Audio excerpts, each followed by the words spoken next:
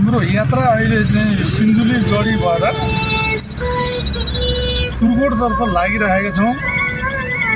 यस्तो रमणीय छ यो सिन्धुलीगढी। हाम्रो इतिहासमा पनि पानाहरूमा पनि कोरिएको ठाउँ हो यो। धेरै रमणीय छ यो। युसेउका बाटोहरू वहीँबाट मोडिएर उही ठाउँमा पुग्दासम्म पनि प्लेनसम्म बाटो हिँडेको चाहिँ अनुभूति हुन्छ। तर यो डाँडोमा पनि रिगेर हामीहरू हिँडिरहेका छौँ।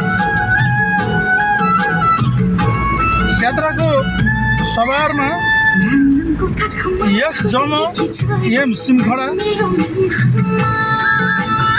यक्स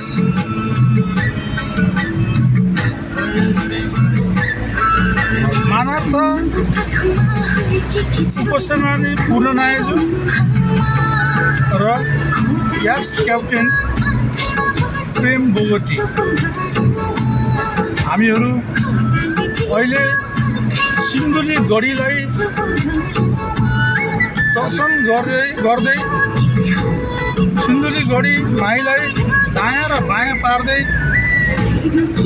दर्शन गर्दै यात्राको सवारहरू गरिरहेका छौँ। यो अरूले भन्दा पत्याउनै नसकिने होला। हेर्नुहोस् त यथार्थ कस्तो छ। यहाँको वन जङ्गलहरू, बोट बिरुवाहरू, यहाँको आनन्दमय वातावरण कति सौन्दर्य छ। यो त कुनै पनि हालतमा बिर्सनै सकिँदैन। जतिखेर पनि यो बाटो एकचोटि हिँडिसकेपछि सिन्धुलीगढी भनिसकेपछि जसलाई पनि हेक्का आउने ठाउँ हो।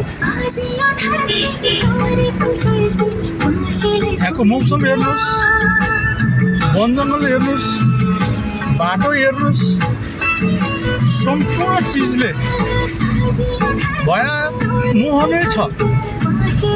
ज्यादै मोहनीय। अझै माथिपट्टिको त्यो थुम्कुमा हेर्नुहोस् त, बाटाका घुम्तीहरू, मोडहरू। हामीले कागजमा कोरेको भन्दा जमिनमा कोरिएको रेखाले नै उत्कृष्ट नतिजा हासिल गर्दछ।